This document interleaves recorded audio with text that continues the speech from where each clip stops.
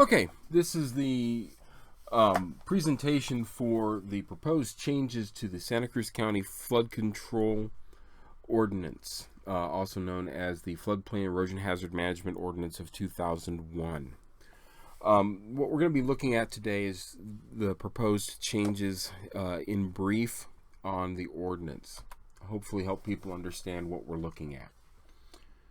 So, to give you a bit of the history, Santa Cruz County has had several incarnations of the current floodplain and erosion hazard management ordinance, the most recent of which was passed by the Board of Supervisors on May of 2000 and became effective in June of 2001. And it was created not only to basically meet the minimum requirements of the state of Arizona and FEMA, depending on which one was more restrictive at the time, but as well as to increase our ability to obtain lower insurance rates through the Community Rating System program. This is a program run by the federal government that looks at what a community is doing above and beyond the minimum requirements and grades the community based on that. When we first joined back in 2003, we were able to join as a Class 7 community, which meant that the people in unincorporated Santa Cruz County were able to earn a 15% discount. Due to some changes in the program, some changes in the growth rate for the county, unfortunately, we've fallen down to a Class 8 community, which only allows for a 10% discount, but we're looking at trying to up our ability to increase this discount for all people within the county. Now, this program only really affects, at this point in time, those in the unincorporated areas, because people in the incorporated areas like Patagonia or the city of Nogales do not benefit from that until such time as their community actually joins the program, which the town of Patagonia has done recently.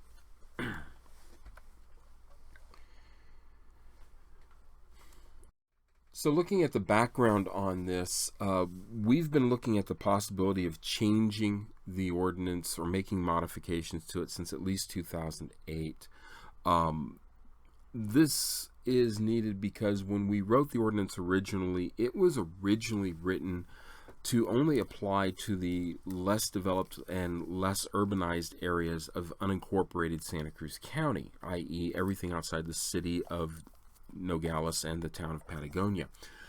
In early 2004, the city of Nogales abdicated its floodplain management responsibilities to the county. The county had no say in this matter. This is something that is allowed the city to by Arizona state statutes. They can take their jurisdiction back at any time they want. They can give it up at any time they want.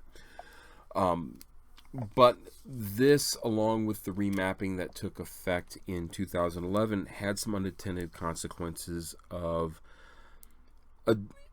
making certain properties more difficult to use within the city of Nogales than was ever intended, because we were attempting in the original ordinance to prevent certain issues from happening, and with the abdication of the city and the remapping, those issues came to fruition anyways.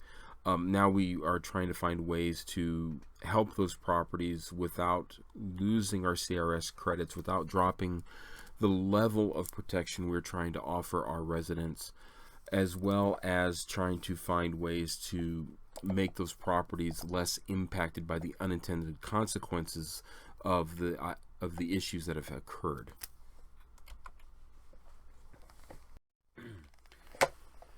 So in 2011, we brought forward a draft proposed ordinance and held a study session with the Board of Supervisors. The board at that time decided they would rather have a committee review the document rather than taking it out to the public. The committee was formed by the Board of Supervisors with a total of 9 members. It was supposed to be balanced between the city and unincorporated county and between development interest and environmental interest. Once that committee got started, it took several years to go through the ordinance, or the draft ordinance, with a very fine-tooth comb, and in late 2014 came up with some recommendations for a final draft. However, once that final draft was put forth, it was decided that the changes to the ordinance would be put on hold. In 2017, the state of Arizona and the Federal Emergency Management Agency, also known as FEMA, notified the district that there were now several deficiencies in the existing 2001 ordinance. And this is primarily due to the fact that there have been some changes made by FEMA and the state to their regulations and their requirements over the years, and that we now need to make some changes to reflect those changes. We began looking at that point at bringing back the ordinance and started with the draft that had been compiled by the previous committee to use as a starting point and make some of the changes that were necessary. So what I'd like to do is briefly highlight what I think are the major changes that people are going to note in the ordinance, or might have some concern about. So going through it, section 3 or 1.3, we added two new subsections, J and K. These were added in part to reflect comments from the previous committee, as well as to reflect changes at the federal and state level, especially in reference to grant applications that are requiring certain language or certain activities be considered as additional points for consideration on whether a grant will be awarded or not. So J is to qualify for the largest discounts possible in the flood insurance rate program premiums for our residents. That is just simply a statement of one of the things that we're trying to do with the ordinance. And K is to protect, preserve, and maintain the natural beneficial functions of the floodplain and associated riparian habitat. This is in reference to recent changes in federal grant programs that say that they're going to give additional consideration to projects that try to preserve and maintain the beneficial functions of the floodplain and its associated habitat areas. So by adding that language in there, we hope to be able to prove that this is what the direction we are going in with our projects, and hopefully make it a little easier for us to get some grant funding to address some of the drainage issues that we have throughout Santa Cruz County, to include the city of Nogales. Section 2 is the section of the ordinance that deals with definitions, and this is where by and far the largest number of changes took place. Literally pages of definitions were added, mostly by the committee. Some of the ones we want to highlight on this, one has to do with abandoned land and abandoned structures. These were added because under the existing ordinance, it says that if you have a piece of land where the use is abandoned, or a building where the use of the building is abandoned for a period of 12 consecutive months, the building or the land loses its grandfathered status. That can have some unintended consequences that we did not want to have, either as a committee or as the flood control district, have happened to people. We don't want it to be, for example, in downtown Nogales, where there have been a number of storefronts that have been vacant for several years because of the economic downturn. This does not mean, and should not be taken to mean, that those buildings have been abandoned. The people who own the building are still trying to maintain them. They're still paying their taxes on them. So we don't want to consider those abandoned structures. So we're proposing that we add into the idea of whether a property or a building is abandoned, that it has to be being maintained for its intended use, and that the taxes are still being paid.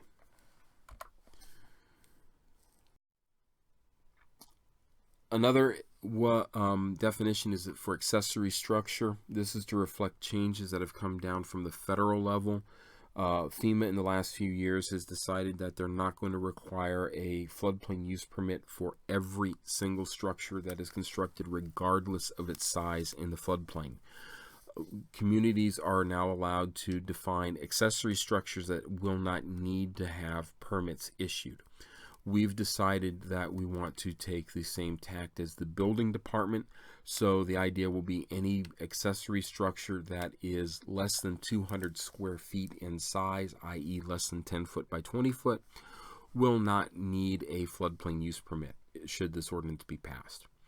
Another one that again is based on issues that came about because of the abdication of the city is the life of structure. When the ordinance was passed originally, the life of structure was basically taken to be just that. It's however long that structure is in existence. This is for the 50% rule, as it's called.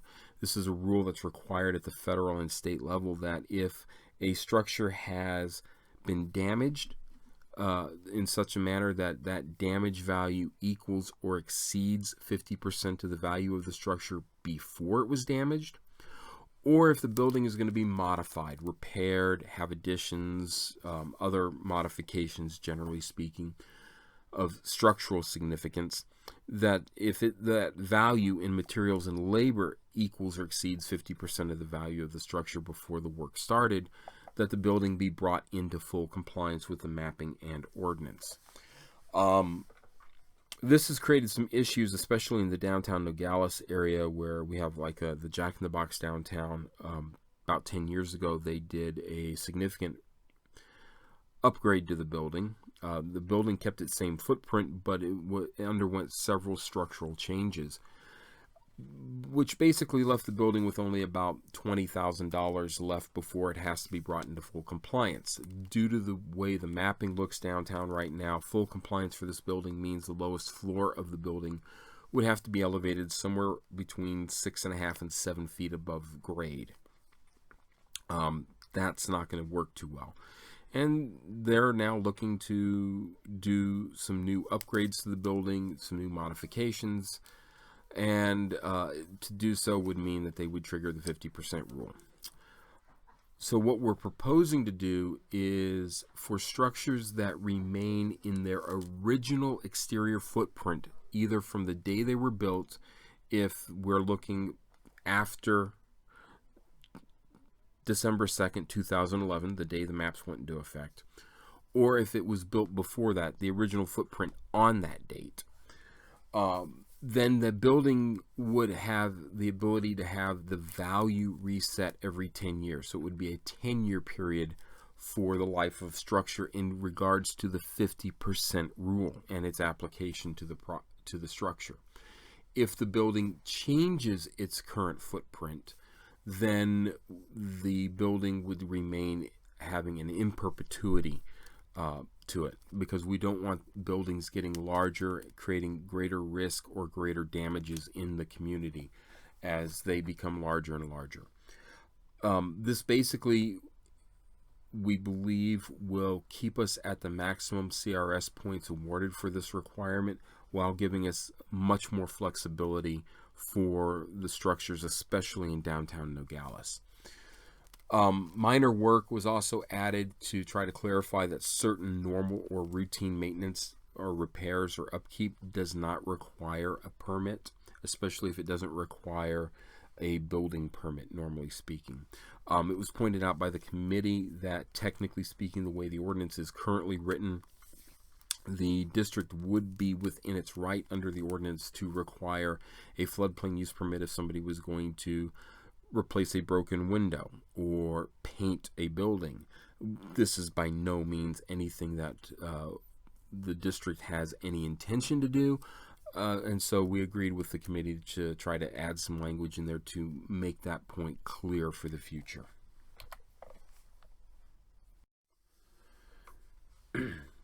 Section 4 of the ordinance deals with talking about who the person is for the county that has the authority to enforce the ordinance and to do the permitting and whatnot, as well as what a floodplain use permit requires. Basically, the vast majority of the work that was done in this section was just to rearrange it and restructure it into a more logical order than it was in. We did add some provisions in section 4.3 for minor work so that buildings don't require floodplain use permits, provided certain requirements are met.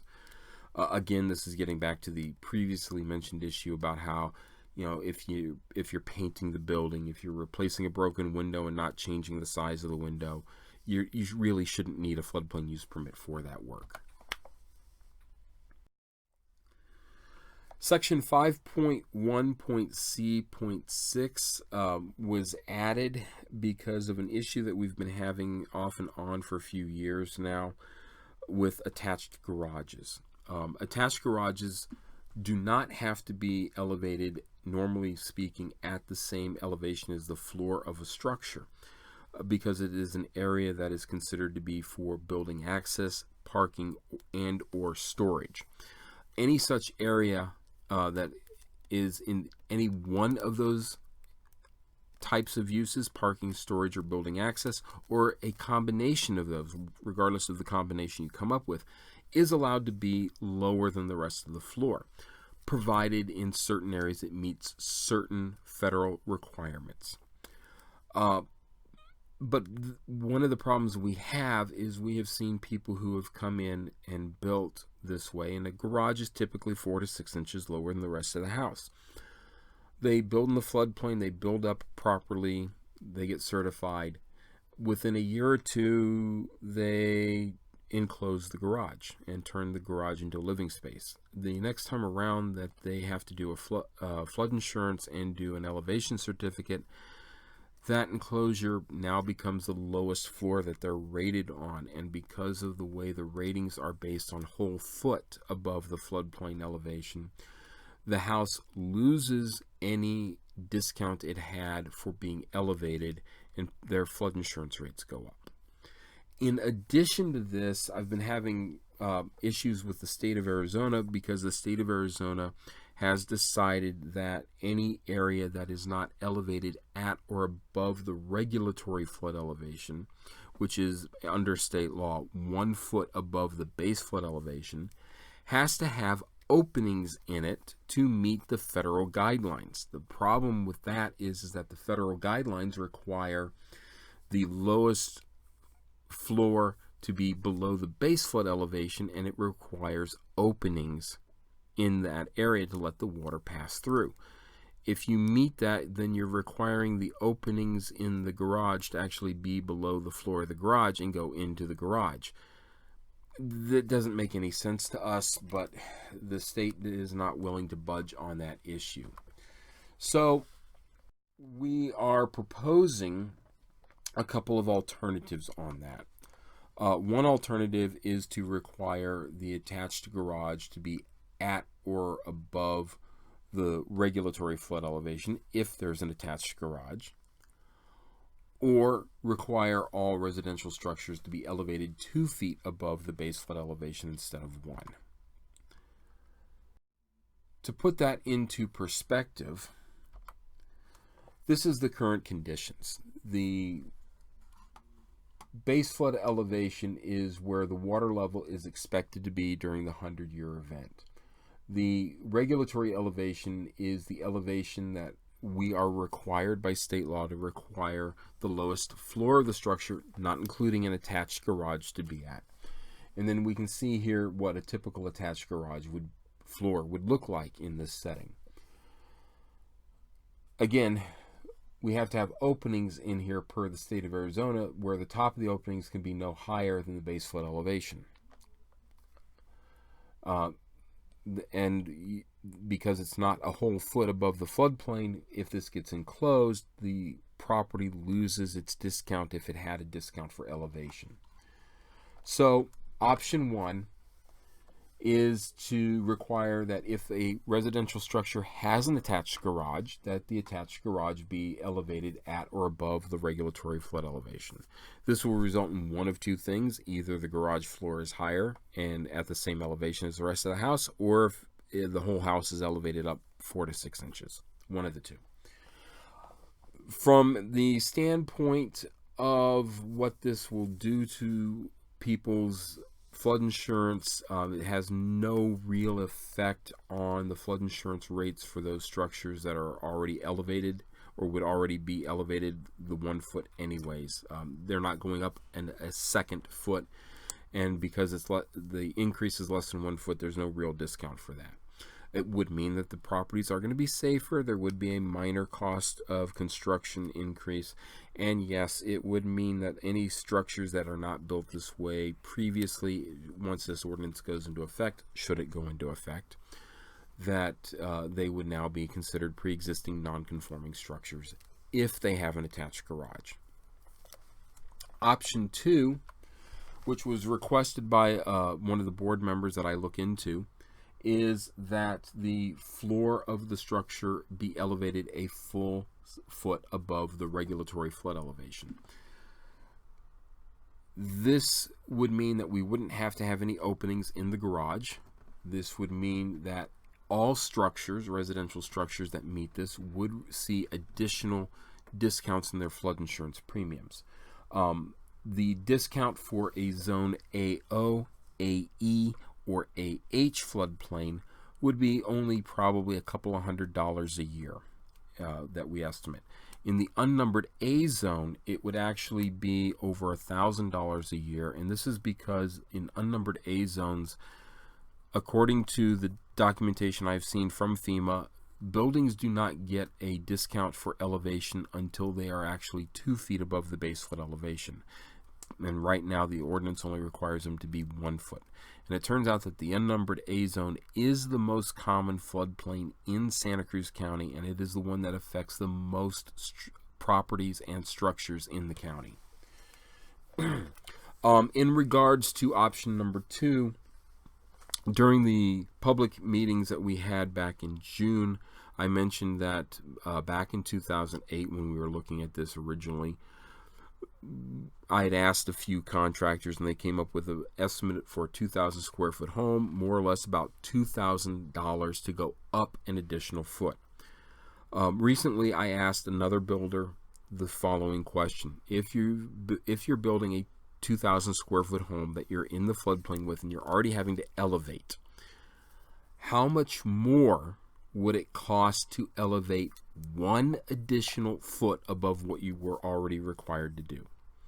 The contractor got back to me and said that there were some conditions that would determine things, especially the type of fill material available on site, but ballpark figure would be between $3,000 and $4,000 on the cost of a 2,000 square foot home to raise it up 1 additional foot above what it would have already been required to be elevated at. So it is something that could save potentially some residents a significant amount of money over the life of their mortgage and potentially be paid for within a few years. But this is, again, something that the board asked that I poll the public on and see what the public's opinion is on this. So if those who are listening to this wish to get back to me and just say which one they prefer, option 1 or option 2, I would really appreciate it. This slide pretty much just goes over a lot of what we've already talked about in some way, but this is really more for the accessory structures, and it's just talking about what structures don't need a floodplain use permit, and those that do, what their conditions they need are, and how they don't have to be elevated necessarily. Section 5.5J3 was added to try to reduce some of the past increases in discharges that have occurred because of past developments. When the current ordinance was passed in 2001, it came with a requirement that all new commercial, industrial, and residential development, where the residential development was denser than 3 houses per acre, had to have retention detention to reduce the discharge that was coming from the property, so that the post-development discharge from the property was roughly similar to the pre-development discharge, i.e. no additional water is running off. One of the things that we know is that over time, the more development you have in an area, the larger the amount of water that will run off that surface is, and that makes flooding worse over time. And so we just added a provision in there for those existing developments that if they are redeveloped, that they have to provide some retention detention to reduce the runoff by a little bit from what it is right now. And again, that was only for existing developments, not new developments, and only if they're redeveloping the entire site. Some other changes that were made, 5.5 J6 and 7 were added to reflect basically what has already been standard practice in the county. J6 is that we require retention systems to have best management practices that help improve or protect stormwater quality, as well as allowing for the water to be absorbed into the ground faster. So, for example, for years we've been requiring that when a development has to do detention, that it treats the bottom of those detention areas as rain gardens. This means that additional organics are added to the soil and that the areas are planted with native plants. This has been found to actually greatly reduce the amount of time it takes the water to infiltrate into the ground, thereby reducing the amount or the likelihood of mosquito breeding in those ponds, whereas normal bare earth ponds will tend to very shortly seal up and start to hold water all monsoon season long and just become mosquito breeding grounds. But it also gets the water into the ground faster, which is where we really want the water to be going. 7 was just to codify the fact that for smaller developments, mostly this is applied to small commercial industrial developments, that if they're less than 1 acre in size, they can use a rain garden instead of having to hire an engineer to do a site plan for them and do the engineering to determine how big of a detention system they have to have.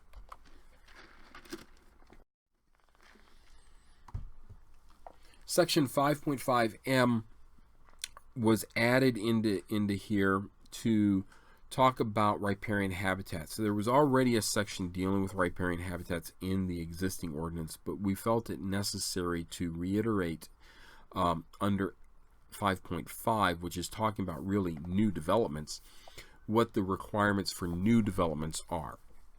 And so how new developments need to try to protect and preserve the natural and beneficial function of the riparian areas, which also help protect those areas from some degree of flooding, as well as a lot of the potential for lateral channel migration. We adopt an idea of what is going to be counted as riparian habitat, and that require that some mapping be done to show where the riparian habitat areas are, as well as how they should be protected on the plats for new developments. This section does not apply to single residential properties which are already in existence in areas that are riparian habitat were platted years ago. This only applies to brand new developments coming in. Section 5.8 was modified. This is the section dealing with floodways. When we wrote the original ordinance in 2001, the number of buildings that were known to be mapped in the floodway in Santa Cruz County, or at least unincorporated Santa Cruz County, was essentially 0. So it was a very easy thing to do to look at that and say, you know what, we're just not going to allow people to build in the floodway because of the requirements of engineering to build in a floodway that are required by the federal government, as well as the fact that in reality the floodway is where the vast majority of the mass and energy of a flood is, and it's just a very dangerous location to put buildings and people into. Unfortunately, with the remapping and the city's abdication in 2004, we ended up with a large number of buildings now that are affected by the floodway. And so instead of having it set up as it is right now under the existing ordinance, where these buildings are basically one and done if something happens to them, for example, most of Chula Vista is in the floodway. And it turns out, when we didn't know this at the time when we did the ordinance in the first place, but it was in the floodway then. If a house burns down in Chula Vista, as the ordinance currently stands, I'm not allowed to allow that house to be rebuilt. And there is no appeal on this.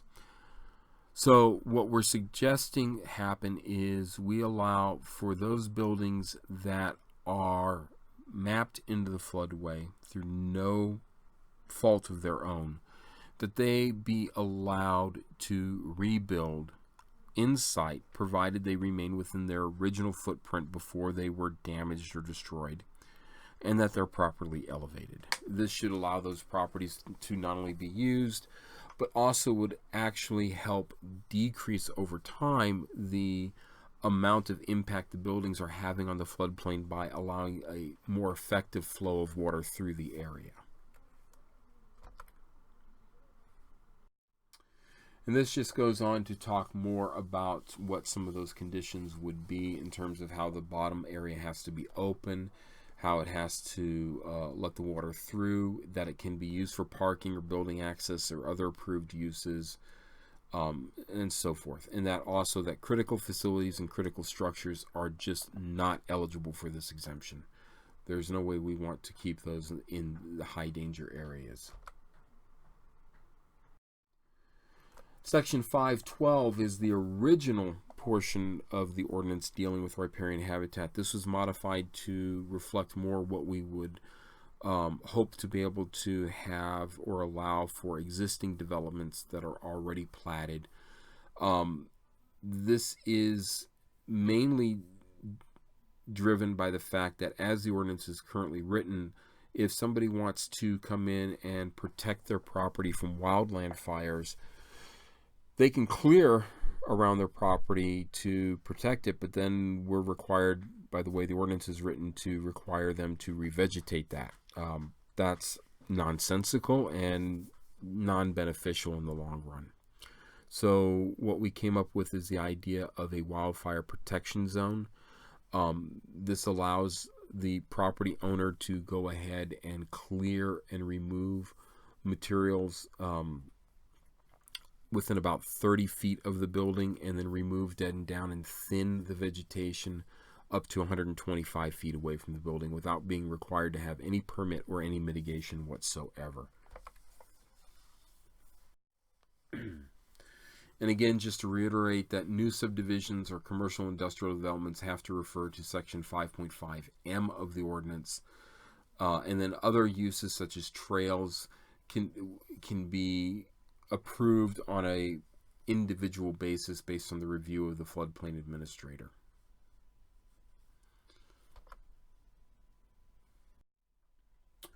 Section 513 was added to incorporate language from the standard that's been in place since 2001 for Santa Cruz County, which is a standard for critical facilities and critical services. These are basically the services or facilities that are thought to be critical to returning an area back to normal or returning normal services to the constituents in rapid succession after a major disaster. So this is going to be things like the fire departments, the police department, the jail, not urgent care, but emergency medical service centers, the hospital, things like this. We want these to be protected from flooding at a level of the 500-year flood event instead of the 100-year flood event. And so this section just basically takes the standard almost exactly as it is written right now and incorporates it into the ordinance. And with that, thank you for listening to this presentation.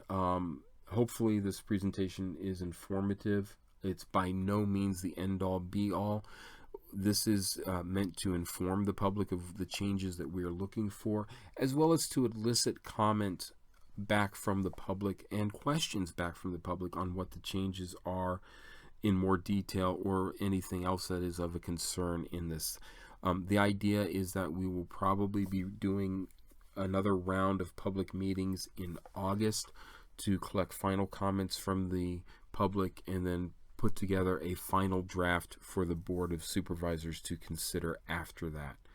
But again, I wish to thank you for paying attention. If there are any questions, please feel free to email me, John Hayes, at jhays, Hays, at santacruzcountyaz.gov. Again, JHAYS at Santa Cruz County AZ.gov.